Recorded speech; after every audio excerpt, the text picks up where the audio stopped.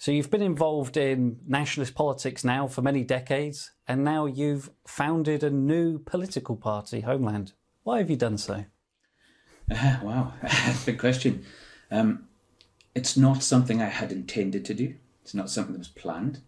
Basically came up with the idea on, I think it was the 19th of April.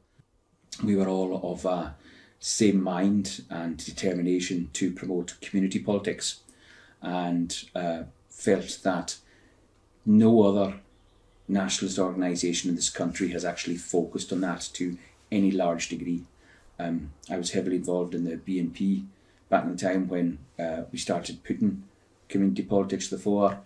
It was implemented sporadically in different pockets around the country, and then fell away after I came out of the BNP, and nobody has really worked that since. There's lots of organisations who have engaged in it to a degree in the political process.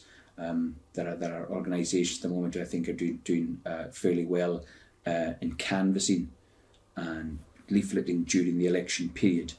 But for me and my fantastic colleagues in the Homeland Party, we are minded that to actually make a positive impact in a community, you have to do that year round. You have to become the local nationalist advocate, standing up for that community and neighbourhood, doing positive things that change people's lives, that improve people's lives. To make that happen, then you've got a better chance of being elected at the local council elections. Right now, we should have nationalists across the country looking in their neighbourhoods for any organisation that has authority, that has a degree of influence within that community. And that could be as simple as the Parent Teachers Association, the parish council, the community council. There could be even allotment societies, local sports club.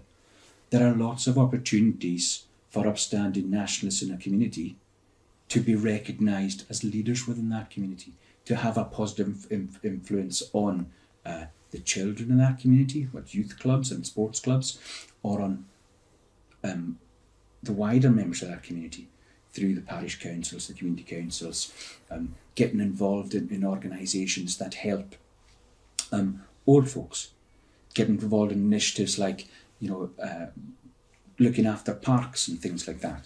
There are all sorts of ways positive nationalists can have an influence in their community for the good, and not just do things that are going to be positive in people's lives, but they can also stop the negative things being injected into that community and poisoning these communities. These are two massive things that could be done quite easily by pretty much every nationalist. They don't even have to be open. A lot of these roles can be taken up by people who are not face out, who are not name out, who are not public about their involvement with nationalism and Homeland Party.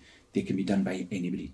And taking these roles as a patriot, as a nationalist, the first thing you do when you take one of these roles is you ensure none of these liberal progressives who are out to destroy our society can have that role, because you're sitting there.